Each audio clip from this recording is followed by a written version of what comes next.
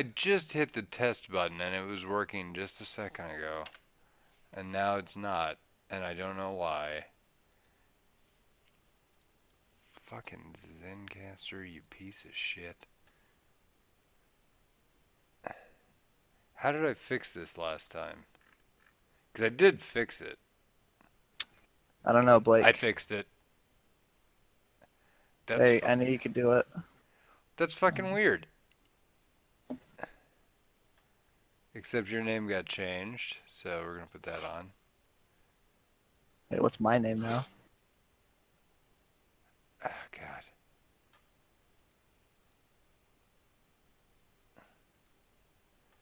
And window capture. Boom.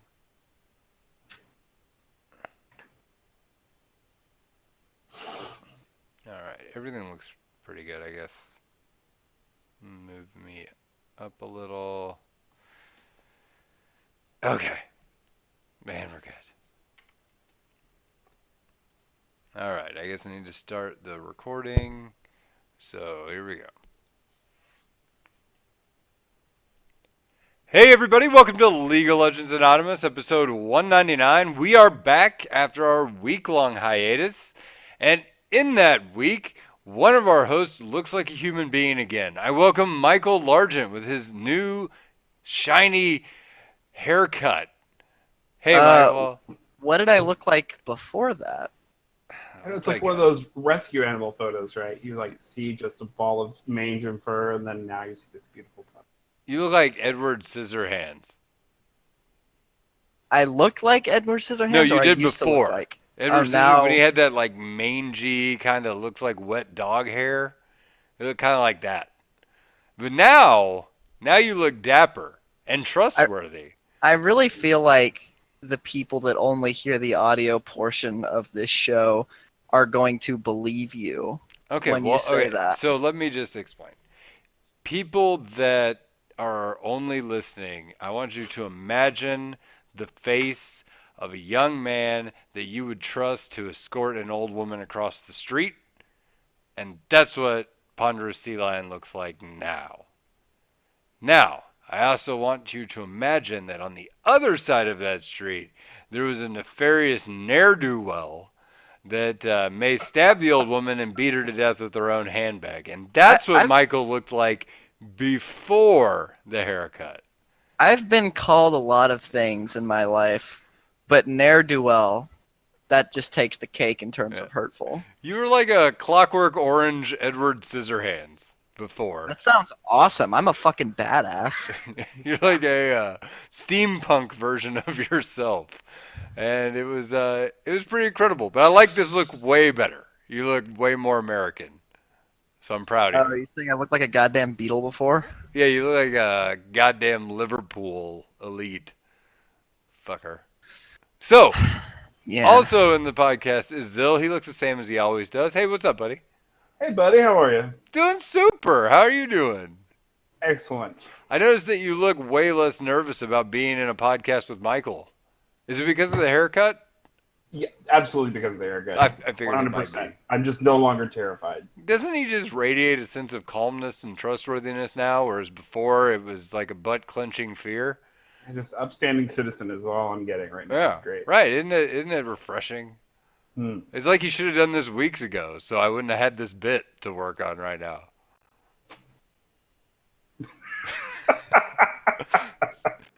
Oh god, that stare is perfect. You guys who aren't watching this on YouTube are missing out right now. So today we got a message from one of our viewers, and that viewer is from Brazil, which I didn't know we had those. So that's amazing.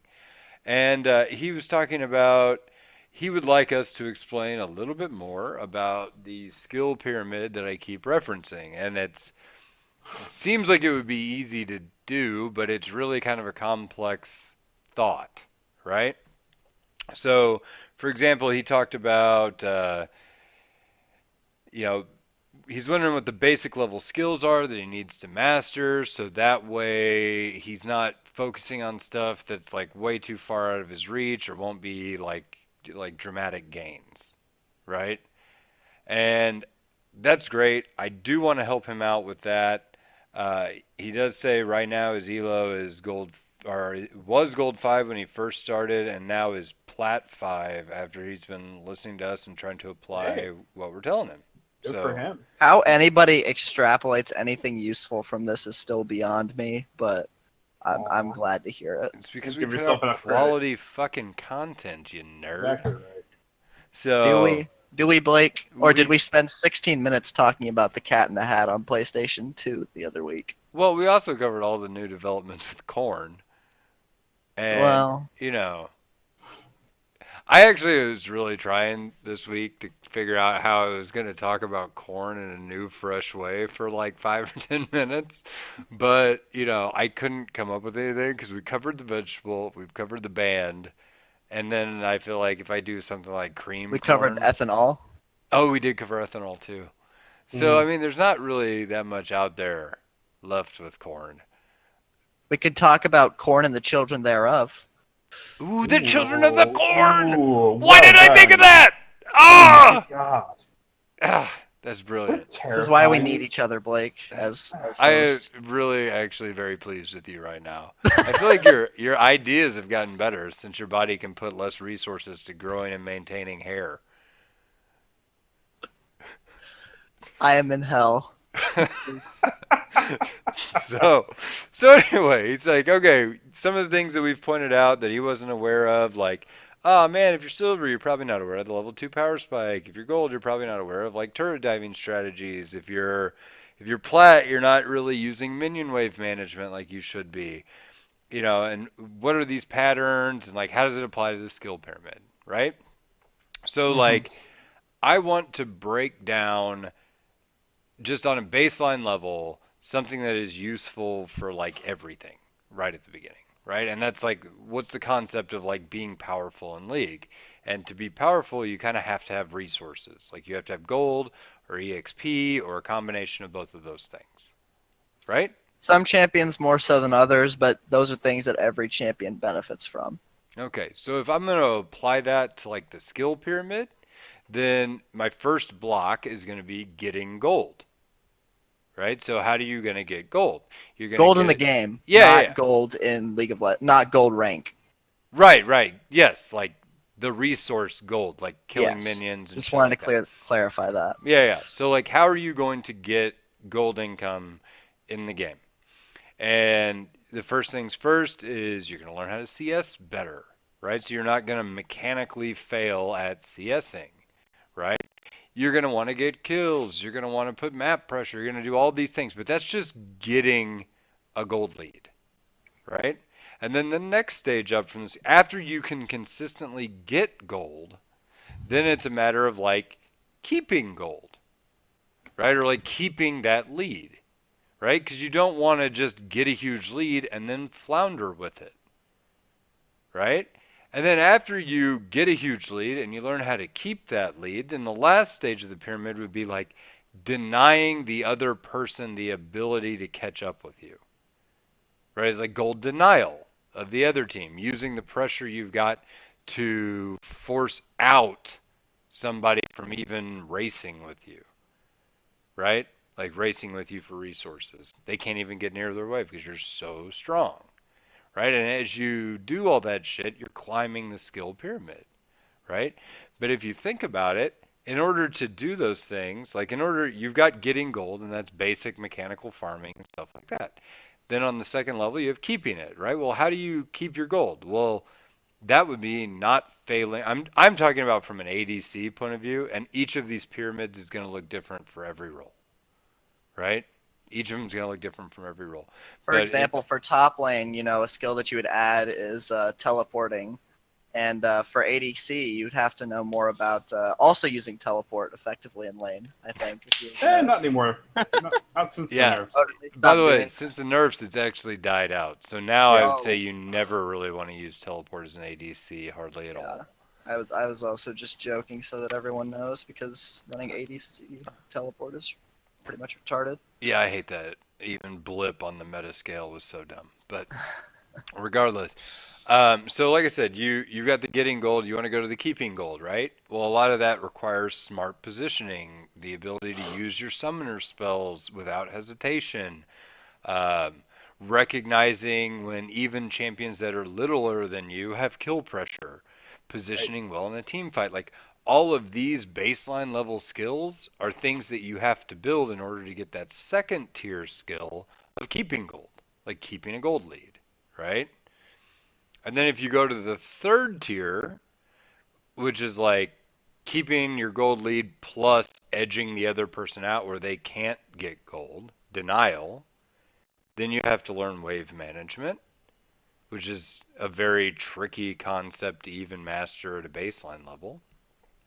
You're going to have to learn pressure. You're going to have to learn how to dodge skill shots fired right at your face, or that's going to be a failing strategy, right? You're going to have to learn how to attack move at a very basic level because you have to keep up your movements so you can dodge those skill shots, right?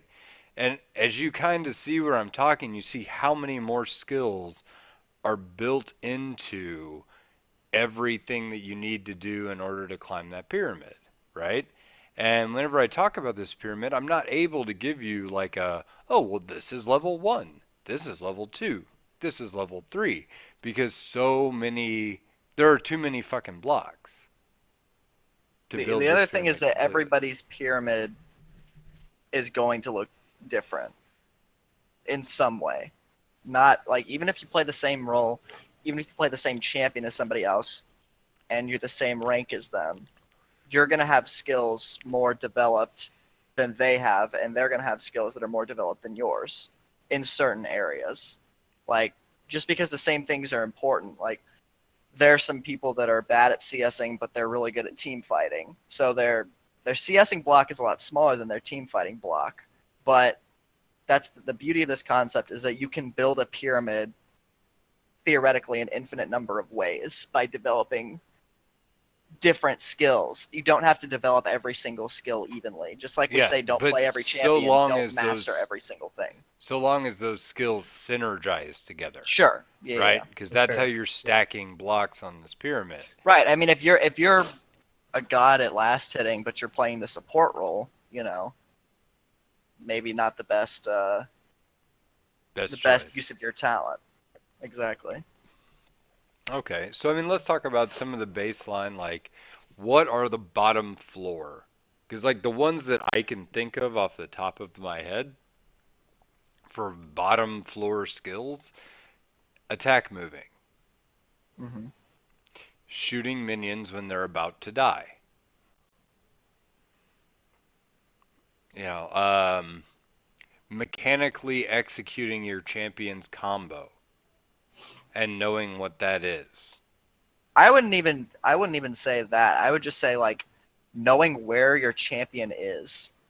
Like Okay, yeah, okay, just following. if depends on how basic you want to go, but like literally just being able to follow your champion effectively in a multitude of situations.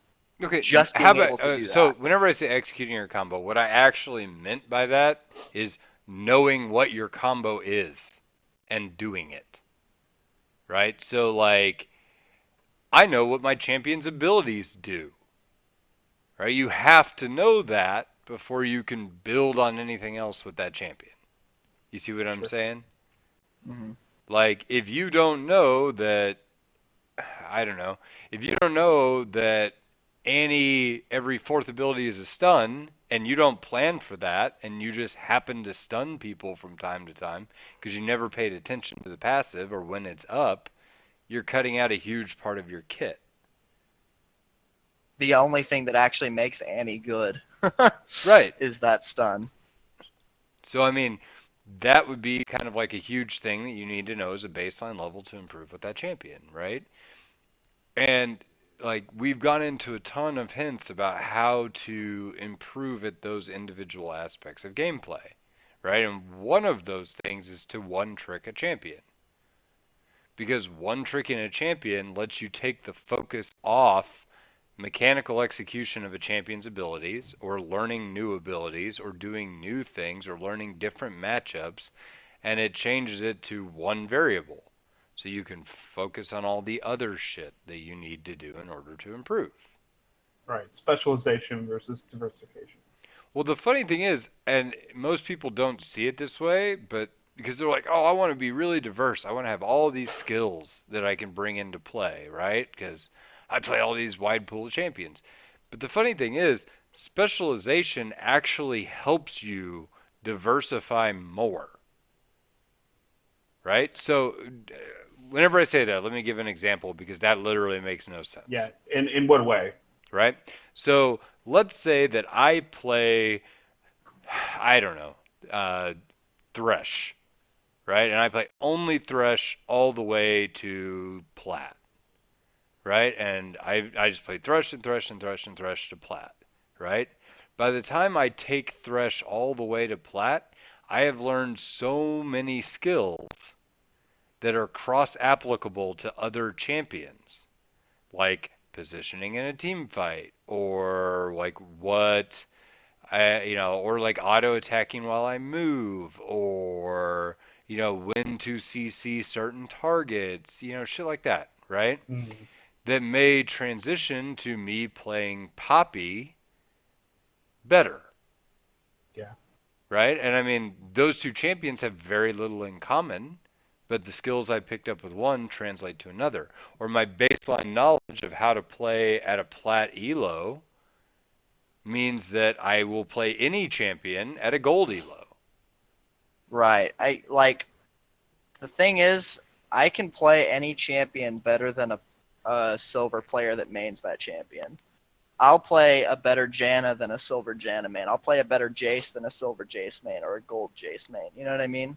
Right. Like, even if it's champions that I don't play, my general knowledge is enough to make up for the fact that I don't spend my time playing specific champions. Okay, so here's an example. Michael, you took up Tryndamere this year, Yes. right? You just started playing him this year, never played him before that, really. Yeah, I'd play like 5 Tryndamere games a year or something like that. Right, so not significant, like you weren't a Tryndamere guy, right? No, definitely not. Okay, how did playing with Yi impact your ability to learn Tryndamere? Oh, I mean, tremendously. And I mean, those champions sound similar to people, um, although they actually play very differently. People just think of them as, oh, you just right click people, so it's the same champion. And I'm silver, by the way. No offense. But you know, some things that those champions do have in common is they can both split push a lot of the time. A lot of the time they want to split push. Tryndamere's way better at it, but that's a thing that those champions share. One thing that they don't necessarily have in common is the way that their split push functions, because the problem with Yi as a split pusher, he's actually not as good at it as people think, but his problem is that when somebody walks up to you, like basically whoever collapses on your split push, you pretty much have to be able to kill them because you have no real escape tools. Highlander sucks for escaping. It does nothing for you. Whereas Tryndamere actually has that mobility from his E to be able to escape from things. So even though they both split push in very different ways, and one has different options than the other. But being good at Master Yi's split push and being able to play that, it still made me good enough at handling melee champions who auto attack a lot. So was it easier then to play exactly Tryndamere as a split push? Right. Well, and I mean, Yi's obviously a lot more mechanical than Tryndamere too, so that helped. Fair enough. But it was just about like I have a very good grasp on controlling that type of champion, on controlling a melee auto attack based champion, and that certainly carried over between the two. And I'm sure that I could pick up most other melee champions if that was something that I really wanted to do, just because I've got like the hardest champions for me are stuff like mages, because I don't like to have my eyes looking in both places at the same time in that specific way. Yeah, and that's kind of what I specialize in. I can't play melee characters to save my fucking. Exactly. Like it's a different skill set to be able to play melee versus ranged champions So because I noticed like you also play Riven, who is yes, entirely fucking different than either Yi or Tryndamere. But yeah, but like, everyone says my Riven sucks, so I yeah, don't know. they're probably right. All the But butthurt platinum players that I've but I played mean, against in normal games. like I said, you also play Riven, which is like an insane mechanical combo bot. You know, and Yeah. it doesn't Well, and I being play able to pick Gragas, up and a I play champ. Hecarim, and I Well, play sure, like a bunch of different stuff that's different than Master Yi and Tryndamere. Because I got that. Like when I say you have to know where your champion is, I honestly think that lower elo players don't have a good enough grasp on where their champion is at all times. And when I say where their champion is, obviously they can look at the screen and say, "Duh, I'm right there." Like anyone can do that. Anyone can point at the screen and see where you are. But I mean where you are in relation to everything else on the screen. like Because Like, it's are you're you one thing within to range of certain skill shots? Are you in right, danger currently at this moment? right. yeah, to Is know your how how much health much. does your target have? Are you going to be able to catch Yes. them? Yes. Shit like that. It's not awareness of where your champion physically is. It's awareness of how your champion fits into the environment around it Right. at every single second of the game. Super like what was I going to say? Situational awareness. Yeah, exactly.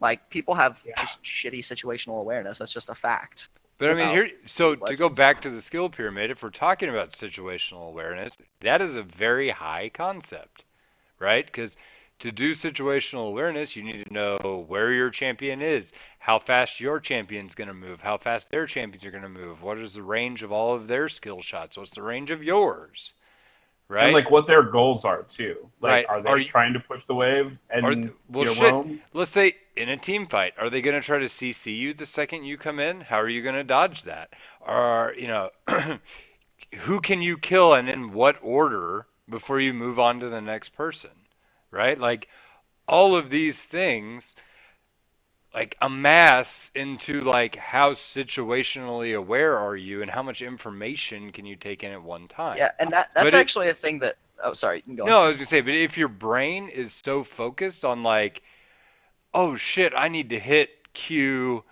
now, you're Yeah. never going to have the brain power to take in that information. Like that block on the skill pyramid is gone. Like you can't turn off your own mind on execution.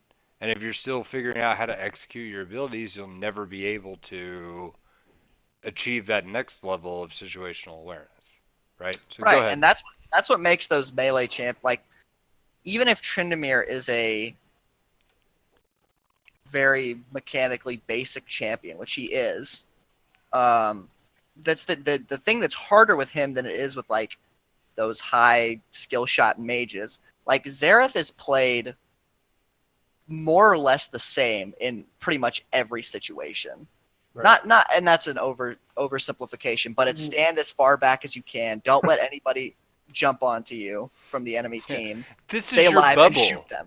Don't Yeah, let exactly. anyone in your bubble. Yeah. Yeah, that's how you play Xerath in almost every single scenario. There's I play obviously every champion. You play yeah, Xerath like a germaphobe, essentially. yeah, Yeah. exactly. And then with Yeah. Tryndamere, it's like, do you split push here? Do you? How many people on the enemy team can you take in a split push scenario? If you were to join the team fight, who can you take out before you die? Can you flash E spin, ignite auto, and kill their carries in one hit? Yeah. Can you if their front line decides to try to take you out, how long can you hold your ult before you actually have to end up using it? It's like there's so much to it that people who aren't familiar with the champion or the champion archetype will write off, but those things all play into your skill pyramid. Like you have to be good at all of them to be good at the champion. You have to have that awareness for that type of champion. And like for Xerath, like I mentioned, it's a Well, different like, type of situational awareness. right. Well, like with Xerath, you're like, hey, if you're going to come in my bubble, wash your hands. And with Tryndamere, you're like, hey, wash your hands with the blood of your enemies. Okay, this is where the analogy thing is getting me. It's a different approach Different approach to washing hands. Okay. Yeah, like Zareth, he's made out of energy. He's more of a Purell guy. Trinimir's gonna kill you. Same thing. So Zareth uses hand sanitizer, and Trendemir doesn't use anything. Right, he just murders the fuck out of you. Okay. And then, yeah. I feel like I was actually making a point, and I feel like it's just been bastardized now. Oh yeah, you So were, and it insulted. was great. But I got impatient. But yeah, like if you're someone with high situational awareness, maybe that. But you're playing those mage type champions. Maybe you might want to look for a switch because it's all about finding. Like I think that rather than Sorry, clarify that real quick. You're still playing those major like champions. so if you're playing mages, but you have really high situational awareness and a good grasp of where your champion is at all times, then those are skills that they're rewarded in every role, but some roles reward them more than others, and you might potentially be better suited to try playing a different role than the one that you're already on, just because I think it's less about like if you suck at mechanics, depending on how bad you are, like if you can't pull off an R flash on Annie, then you're probably not going to get to Diamond because it's really hard to get to Diamond if your mechanics are that god awful on every champion. But if mechanics are not naturally your strong suit, it's a bad idea to spend all of your time working on mechanics because the fact of the matter is some 14-year-old Korean kid is always going to have better mechanics than you, no matter how much you practice them if you're not naturally talented in that area. No, I agree with that. But by the same token, there are certainly other things that you probably have more success with just naturally. And people want to say, hard work, blah blah blah, all that will get you there, and I believe that it will. But I also think why work harder than you have to? You know what I mean? Yeah. Like if you don't have a natural aptitude for something, you will spend 3 times longer building to the level Okay. that other people get to on their own without having to work as hard. Analogy time. Oh God. There's an Albert Einstein quote that's like, if you judge a fish Oh. by its ability to climb a tree, it will spend its whole Ride life a thinking bicycle. it's stupid. Ride a Right. bicycle, that's what it is, yeah. No, it's not. It's climb a tree. I've seen the posters for that. It's like a fish flopping at the bottom of a tree, and that's, yeah. So anyway, if you judge a fish by its ability to climb a tree, it will spend its whole life believing it is stupid. That being said, if you are a fish, you can spend your effort learning how to marginally tree climb better, or you can practice like swimming. better.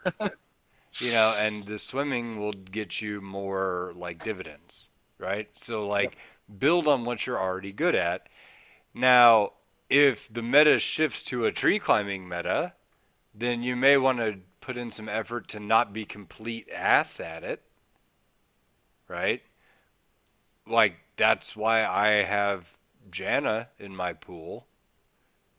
Is there are 'Cause you're a metas where coward. like Thresh and Blitz are fucking awful, and these are champions I wouldn't really want to play, right? What about Soraka, Blake? What about Never. the Soraka meta?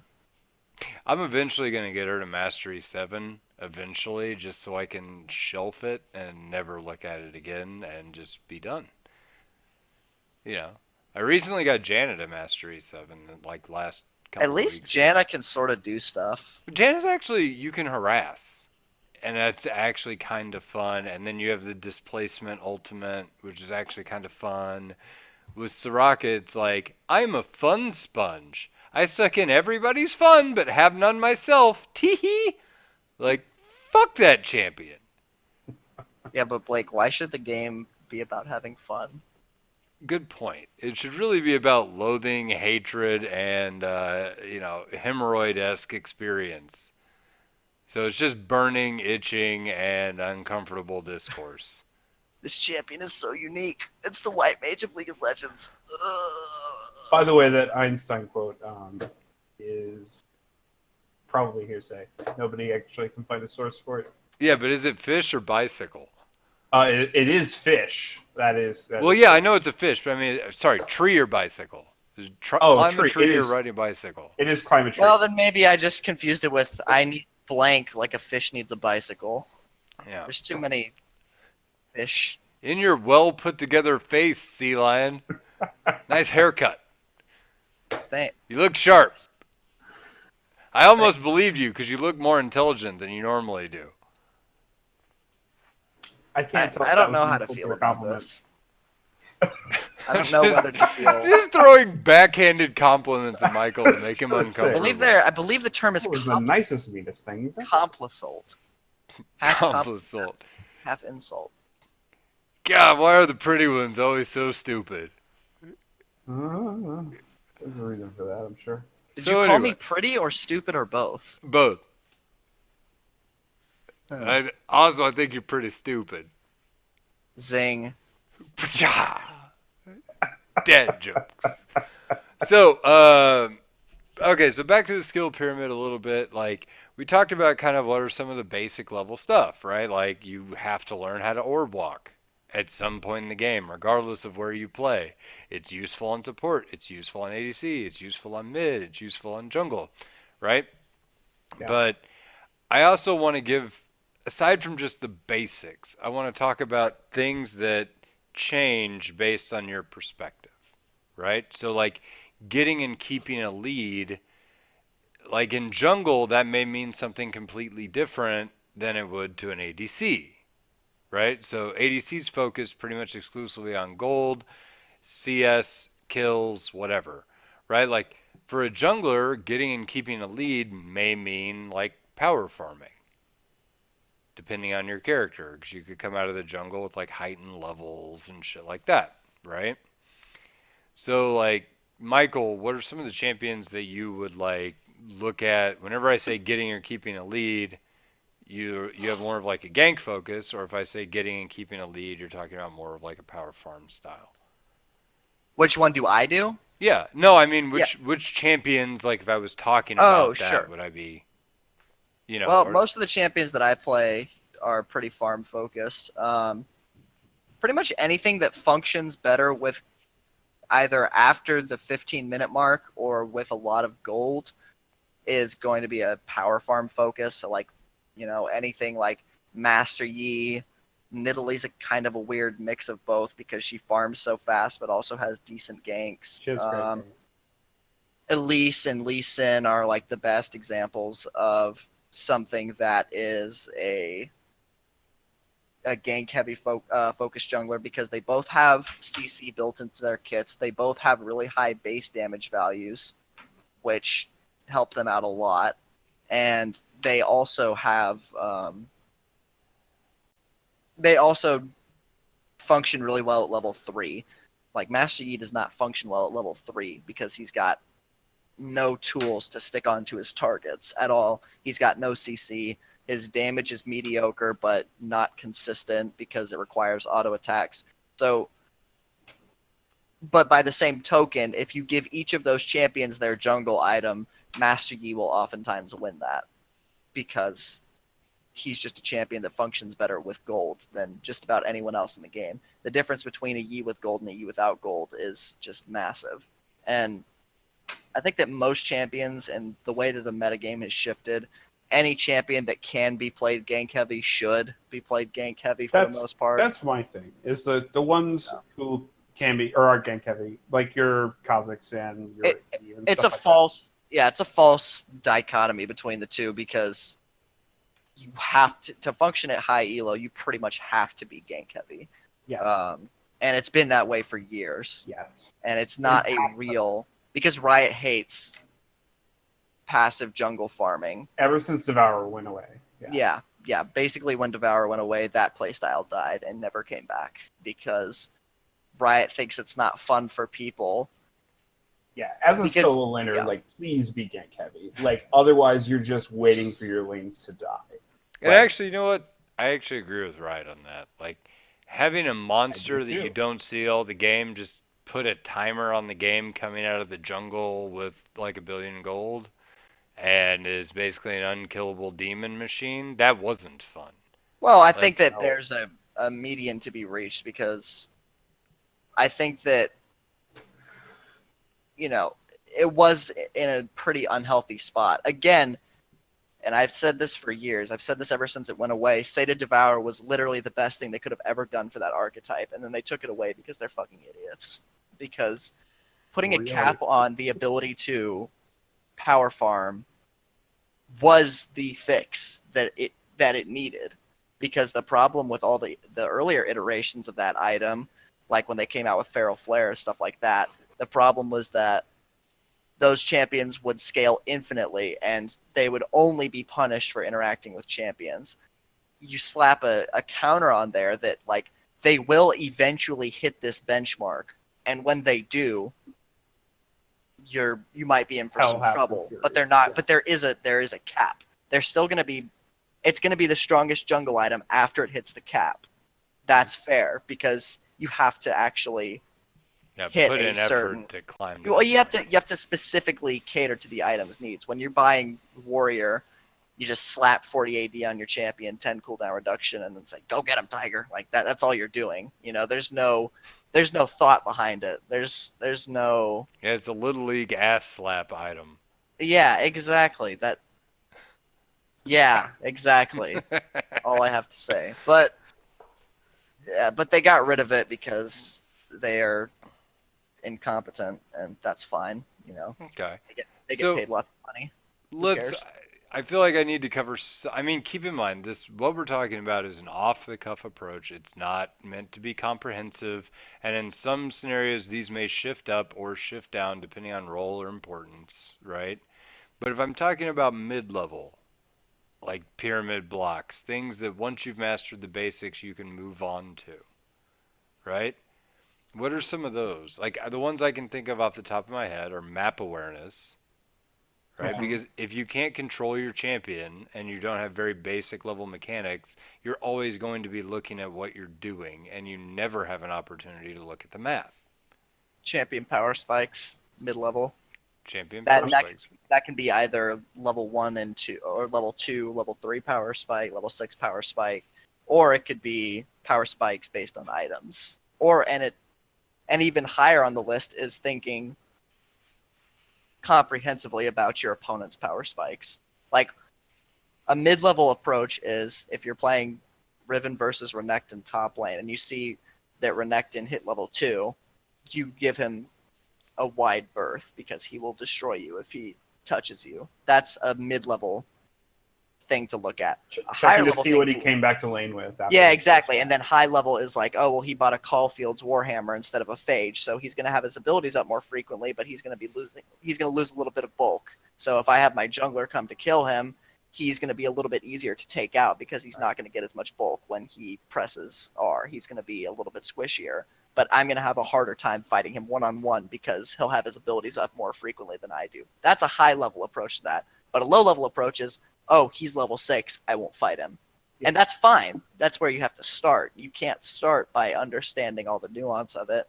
But if you just know not to screw with him for the next 2 minutes, then that's good enough at a middle level of competence. jungler tracking, I would say, can even happen at like a mid-level. Knowing, hey, the jungler was just bot. I had mid lane. I wouldn't probably headed say back my direction. No, it depends on what you're saying. It depends on, because jungler tracking bleeds into all four. Like okay. low level is I'm pushed up to their turret and I have no Yes. wards. I should Yes. leave. That's low level. Mid level is, well, I don't know where the jungler is. They could be up here, and if they did gank, I would be dead, so I should back off. That's mid level. Mid level's also, I just saw the jungler bot because I looked Okay. at my map and I can go in here. High level is actually predicting their pathing and Right. trying to Or Fair like, enough. I would also say being worried at like predefined moments, right. right? Like, Like oh, it's 3:30 in the game. That's Mhm. a jungler has cleared off their shit and they could be looking to gank right now if they Yeah. path straight for me, Yep. right? Like, And then high level is knowing which junglers are more likely to gank top, which junglers are more likely to start red or blue, which junglers have the scariest level 3 gank pressure, which junglers clear the fastest. That's all the high level stuff that you don't necessarily need to get to like platinum or something. no, I don't even think you need that till Yeah. diamond, you know. Um, okay, so let's talk about some more intermediate things because I think all these things are pretty good, right? I would say one of those one of those intermediate things that you can do is threading auto attacks in between abilities, right? That is an absolute intermediate skill that it requires one, knowing the casts of your abilities and the range and position of your character, which is a basic level skill, and two, orb walking or attack moving, right? Those skills combine into I now move and thread abilities in between, or auto attacks in between my abilities, right? Hmm. At the like highest possible level, you're doing that and animation canceling. That's like Riven at a high level is understanding what you can, all your auto cancels and everything. But you Okay, don't so by the necessarily way, need to be at whenever I that level say of competency. animation canceling, what I mean is you are normally you would use an ability or an attack, it would play an animation, and then at the end of that animation, or before the end of that animation, it does the damage, and then there's a little bit of a closeout, like conclusion animation, right? Like I'm throwing a punch and that punch connects with your face and it does damage, and then there's like an animation of the follow through where like it goes through your face and across and off the other side, An right? animation cancel would be like if you're a freak and after you punch them, your fist just completely stops and then goes back to your side immediately. And And then then you've already rocket started moving punches them. them again. Exactly. So like you actually canceled the conclusion of that animation right after the damage hit and saved the frames to make your combination of abilities more bursty. Would you consider like Gragas E Flash to be an animation cancel? No, I would consider that adding flash to an ability, which I think is also a like mid-level abilities, Well, mechanical let's talk abilities about mixed in with flash. that, like staggering your abilities, because different abilities stagger in different ways, Well, which is like why some of them can interact with Flash. Lucian is a good example. Like you can cue somebody and then right click them to auto and dash, and Yeah. so it'll go. You'll see him go like the animation for the cue is out, boom boom, and then he's dashing somewhere else and boom boom, like You can while the also, one of cue my animation is favorites hitting. is here. I'll put my headset close to my mic. If you press E and then W really fast like this,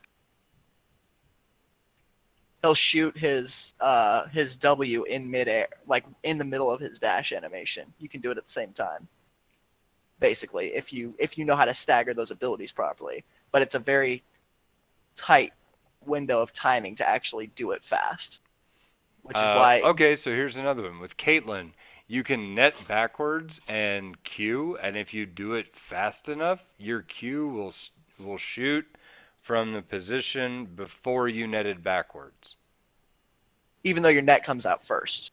Yep, even though your net comes out first. So you'll Hmm. net to safety, and then your Q will be fired from your original position before you netted, Yeah. if you're fast enough. And I mean, those are kind of intermediate champion combos. So whenever I say you learn how to use your champion's abilities, that's the kind of shit I'm talking about as well, And this is right? the Like middle tier of the skill middle pyramid. You're tier. saying? Yeah, Okay. this is the Yeah, middle tier. yeah, Which is and probably what most of you need the most help with, yeah. I would say. Fair enough.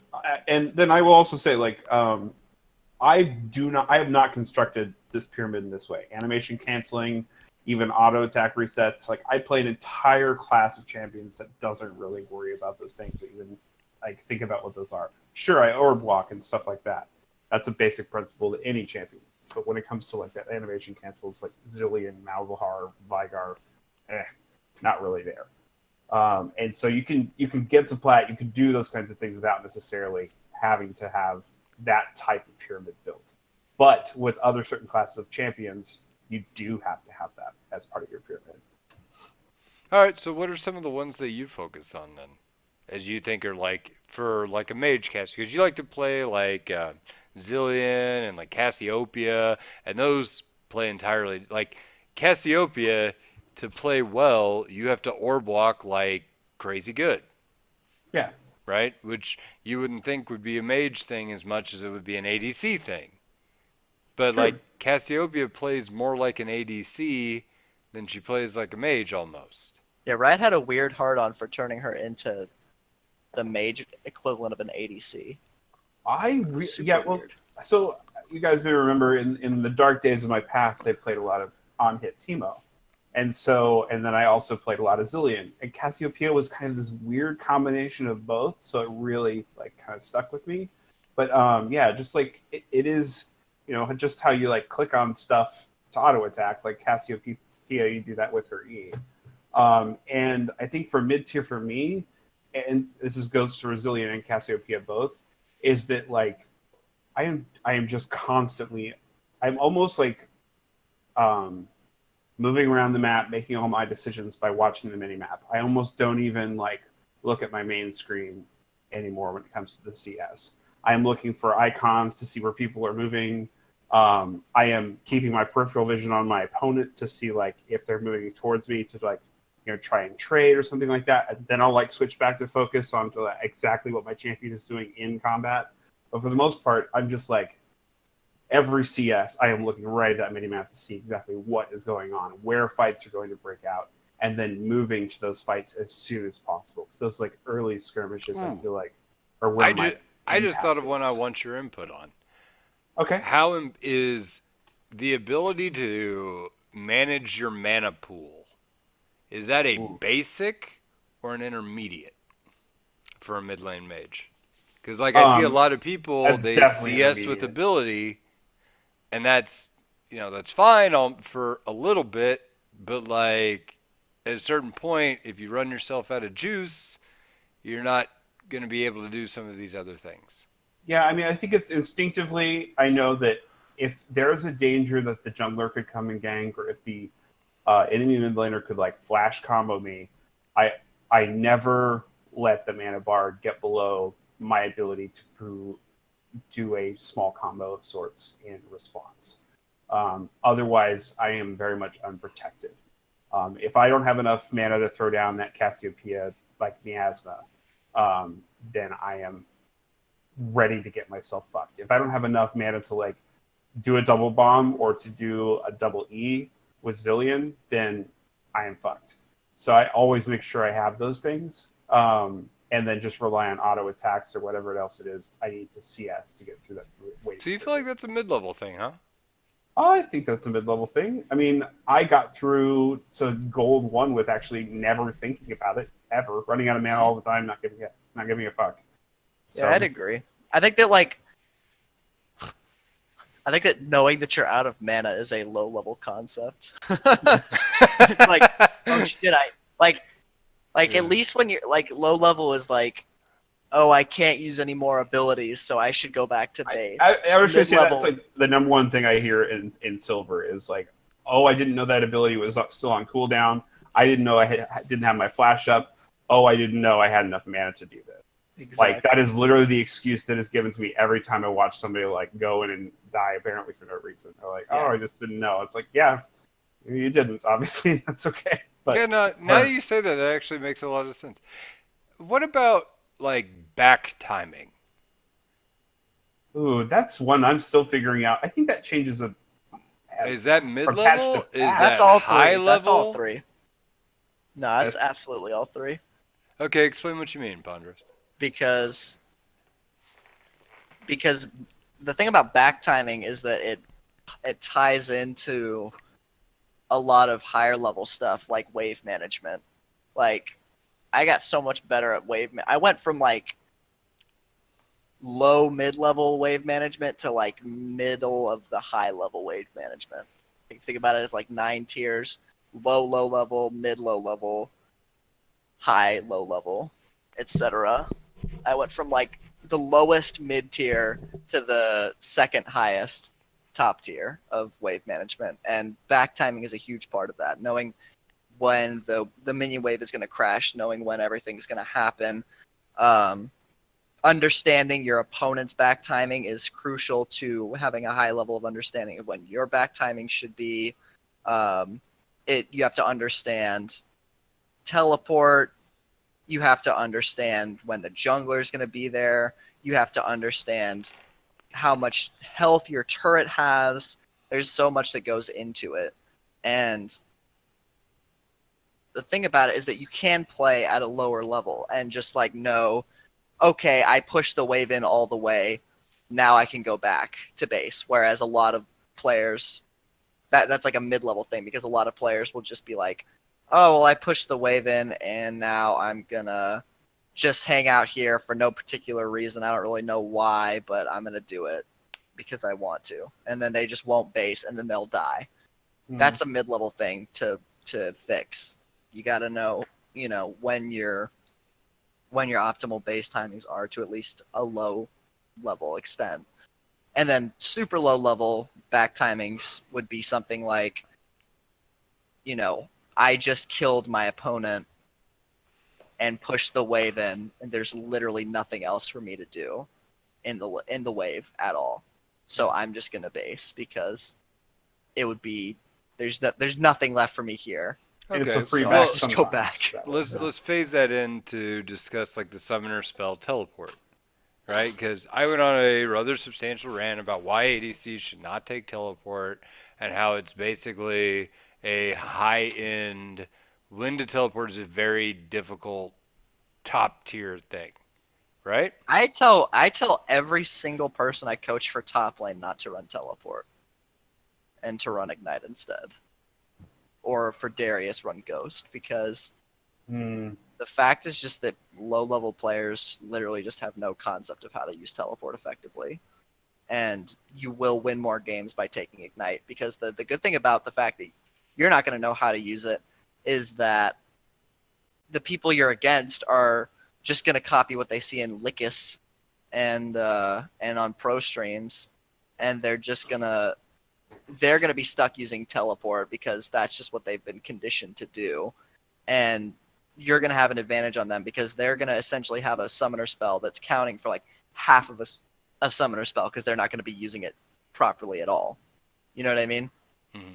Yeah. Like So you you're would gonna be so then you would agree with me that teleport would be one of those like higher end points of the pyramid. Oh, I mean, when ADCs at like low level started taking it, I'm just like, come on, guys. Like, It's a people that fancy main purple top crouch. lane in platinum don't know how to teleport properly at all.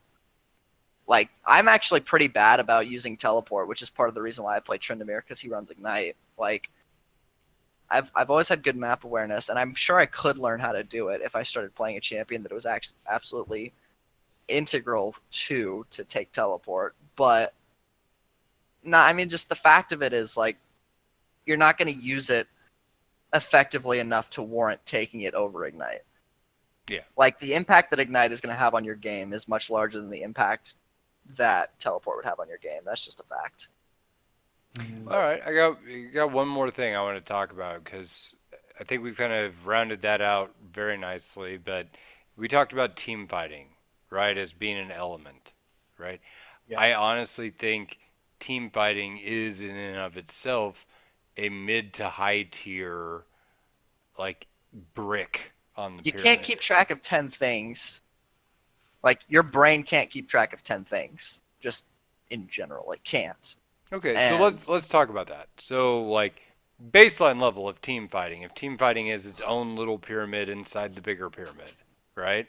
At the baseline level, you're gonna need to know what are your priority targets and like who you're trying to kill, and I think like even lower, you're starting too high. Even lower, what does my champion do in a team fight at all? Like, how do my abilities even interact in a team fight scenario? Like, if okay. I'm Lux, how many people do my abilities hit? Like, that's the baseline level, is how many people can I shoot at one time? Sure. How Okay, many? no, that's fair. But what I was thinking is like, who do I even target? Right? Because I'll tell you this: in bronze and silver games that I watch, it is always the ADC. It doesn't matter if the ADC is 0 and 10. It's always the ADC that's gonna die. Like And that the motherfucker. front line Xerath's just throwing Qs. He doesn't care. Yeah, Nobody's even shooting him. 10 and 1 15 and Xerath. 0 at this point. Yeah, Nobody it doesn't matter, but the ADC, that Jinx that's like 0-10, that bitch is gonna die, like now. And I see that shit all the time, and I'm like, okay, well, at a baseline level, like you've hit the lowest block of the pyramid and that you've identified that an ADC is a team fight threat, but like you've failed to identify in what priority your targets really should be, right? So there's so many elements to like what is being a good team fighter, right? And then like whenever you said what does your champion do in a team fight, right? Let's use somebody like Gragas, right? What can Gragas do in a team fight? He can initiate on the backline, he can displace a team, he can blow people up, he can kite backwards, he can dive forwards, right? And so like what do you do in a team fight? You're going to have to analyze who's carrying on your team and who's their target. Is killing their target more important than preventing your target from dying?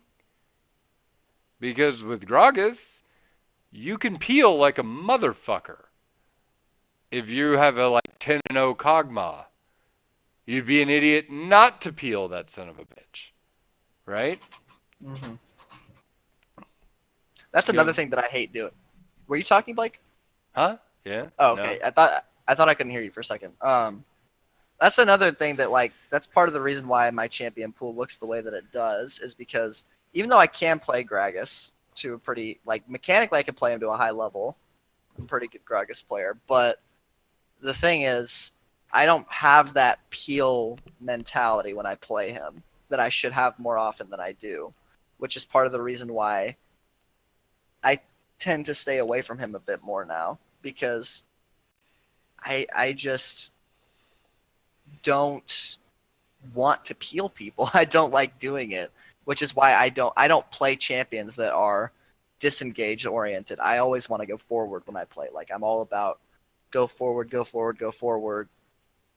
You know, I don't really like to play that particular style, which is why I didn't focus on learning it.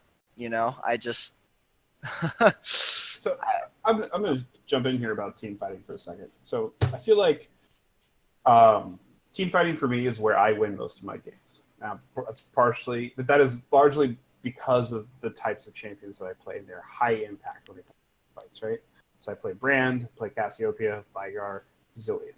Like, Hold on and one you're second. talking about like tracking. Just You 1 can't second. track what now? The way that you said is where I win most of my games. I immediately went to in West Philadelphia, Yeah, I did have Team that kind of fighting's ring to where it. I win most of my games. Chilling Pretty out, much. maxing, relaxing, all cool, all shooting some b-ball outside of the school. Anyway, go ahead. Oh no! Just like you're talking about, like you can't keep track of 10 things at once. It's like no, you can't. But sometimes you don't have to. You just throw all the shit at the biggest ball of enemies on the map, and then they die. Like, and you can do that with certain champions. And like the idea of target selection or Jinx or whatever, you're not. There's no such thing as target selection when you're Brand. You just W and then Q and then throw your ult into well, the target ball of selection is the guy in motherfuckers. front of you. Yeah, is that guy Closest person. flammable? Right. If so, Is he yes. flammable? Throw everything Fire. you fucking got. Yeah, and Cassiopeia, same thing. Like they all engage on you, just ult them all, and then throw your miasma, and then just chew them to pieces. Like a Vigar stun, you can peel with it. You can pick one off, or you can throw it in the group. And team fighting is a lot of just like sitting back and waiting for people to blow shit on you, like their cooldowns or their summoner spells, and then try to react with everything you have. And You're trying to get blown, exactly. that's all I'm about, man. So, Life goals. I don't know. I feel like maybe it's team fighting is back to what Pontus was saying. It's like, what does your champion do for a team fight? And you can play classes of characters that like team fight naturally very easily, and it can begin to kind of help you slow down and understand the team fight process, and then maybe switch classes of characters from there and figure out what your role is from there. But I don't know. Team fighting doesn't have to be hard. Yeah. Was that a rant? I'm sorry. No, that was beautiful. I loved every minute of that. That was classic, pure Zillion moment in his element. Just talking about team fighting and throwing balls of shit at people. Classic I was LOLA listening. knowledge. Yeah. Just stun them forever. Don't let them move, and just burn them all. Kill them all. All right. So I think we've covered the skill pyramid pretty well. I mean, obviously there's more to add to this discussion, but it's kind of like, it's not something that is like a concrete thing, right? Like, it's a concept to order your progression, right? You shouldn't look at it as like a hard and fast rule because there really aren't hardly any of those in League, right? Fair. But Except So- for never die and try to play safe in lane. I'd say those are the two.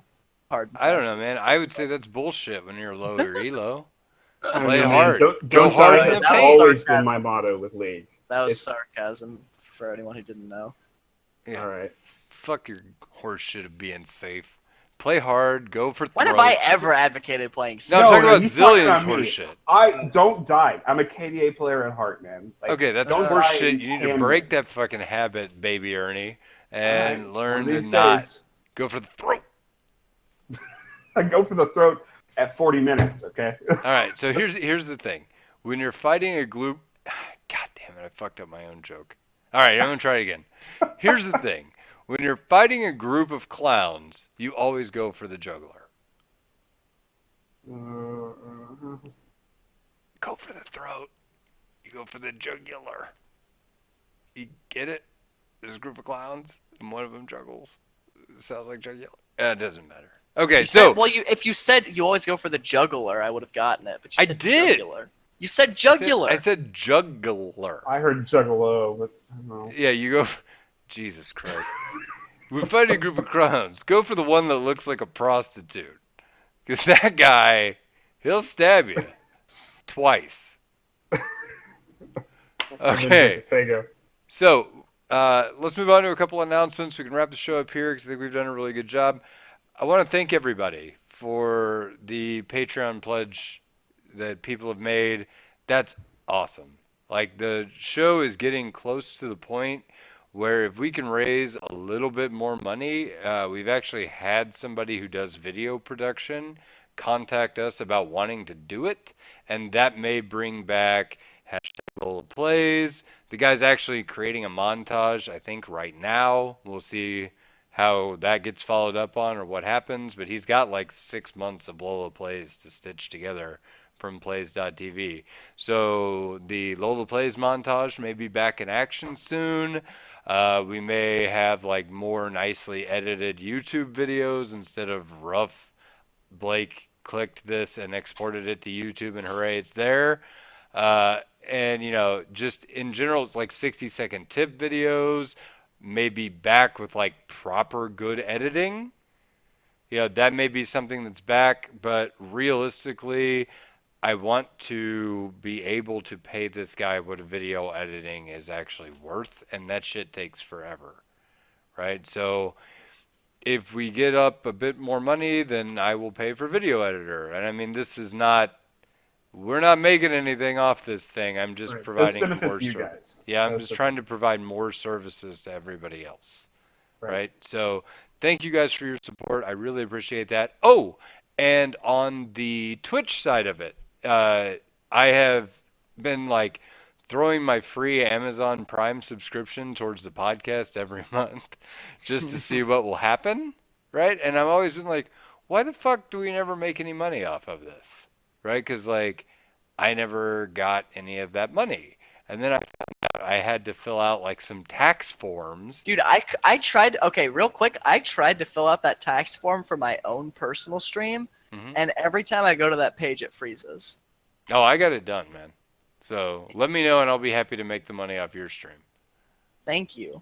No I problem. appreciate it. So I got that figured out. And now the money actually should come to me, but then I still wasn't getting any money. I'm like, what the fuck, Twitch? Like, why? Sure, like I subscribe, so I should at least get like a check for $2 or something, right? And that wasn't happening. I was like, what the The fuck? lawyer So- said, without a trace of irony. So, as a lawyer, I went through the Twitch contract and I found out that the minimum payout amount is $100. So they hold what is ever in my account for the podcast until it hits $100, and then they pay out. So if you guys are doing Twitch subs, that actually does help us, and I have no idea how close we are to $100 because there doesn't seem to be any metric by which I can check. But I'm looking forward to the day that Twitch decides to actually pay us some money. That would be amazing. And so, while I have never pushed that before, if that is your preferred method to support us, like doing your Amazon Prime free sub, that would be super effing cool. Because apparently it will eventually get to us, and, that's exciting. So I got that worked out. Cool. Community games are still rocking and socking. And they have been full up the last 2 weeks. We've had like tons of people show up. So I want to explain the 10-man limit on the homeroom.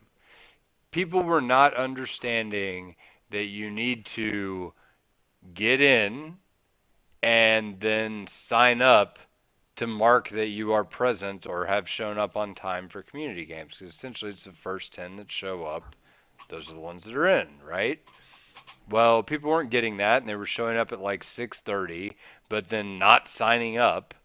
And then when the game started at 7, they like wouldn't get in, and they would get mad about it. And I don't blame them because that's bullshit. So what I did instead was I created a homeroom with a 10-man limit, and so that way you just sit in the homeroom and you have signed yourself up by virtue of being one of the 10 spots. Right? Have we also created a waiting room? I So had that, created a homeroom 2 for the second community game. That if we have 20 people, we'll run 2 at the same time. And if not, then the people in room 2 branch off. They play their own game. When community game 1 gets over, we get those people into game for game 2. So that's kind of like that's the structure. That's why I've done that. Don't get upset at me that there is a 10-man limit. The reason there's a 10-man limit is because that is the most efficient way I could come up with in order to guarantee the first 10 people that show up get to play. Okay. Do you guys have any other notifications? Anything else you want to throw out there? game sucks. That's my notification. I wish ADCs were meta again. It'd be nice. They are, though, now. I haven't seen like a non-ADC except Heimerdinger. Oh, by the way, pro tip. If you're into a Heimerdinger ADC, play Sivir. Sivir's W actually clears the wave and Heimer's turrets faster than he can put the turrets out. So it completely counters his lane pressure. Yep. Enjoy. All right. So with that, we will wrap out the podcast, and I'll say good night, everybody!